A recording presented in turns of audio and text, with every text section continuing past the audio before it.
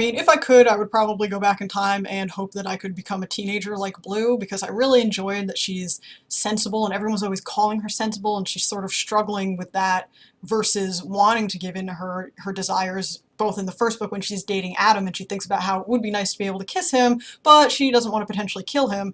And then also, you know, in the other books where now she wants to kiss Gansey, and of course she definitely won't do that because she also saw him die on St. Mark's Eve. So I just really, I like that struggle a lot. But since I can't go back in time, at least as far as I know, I would love to be able to grow into a woman like Mora or Persephone or Calla. Ideally, a woman with all three of their characteristics, because I like how Calla doesn't back down from anything and she can be very aggressive, and I like how Mora is sort of the in-between where she can be more reasonable and more direct than Persephone, but she's not as angry, and I guess sometimes not as emotional as Calla. Calla's a little bit like Ronan in the sense that most of her emotions express themselves as anger, even though that's not necessarily what she's feeling. And Mora is better at expressing the emotion that she's actually feeling. And then there's Persephone, who I really enjoy her mystery and how she's a little disconnected from humanity, and yet she can manage to be present when it really counts. All these characters are great, and I mean, even the secondary characters like Gray Man and Mora, I ship them so hard. I ship Blue and Gansey as well. I just,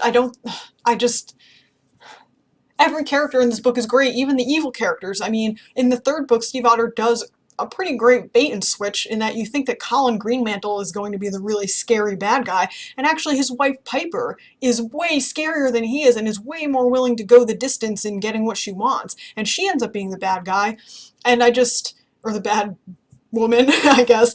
And of course in the second book she did another great bait and switch, because you think that the Gray Man, and don't get me wrong, he's very intimidating, but you think that he's going to be a really serious villain, and in the end he isn't. He's very likable, and Steve Otter does a great job with that too, because he's a hitman, and she doesn't try to make him likable by having him have some deep philosophy that allows him to justify killing people. He knows that killing people isn't really that great a thing to do, but he's so good at it that he does it anyway, and he only does what he needs to do, either what he's being paid to do or, you know, I mean, he doesn't want to kidnap Ronan because he doesn't kidnap people. But it's a great bait and switch, because I remember when he was first introduced in the book and he beats up Declan, I thought they were all going to be screwed, like, you know, and then he actually ends up being on their side. But then Gray Man is the King of Swords, and Mora as the sword.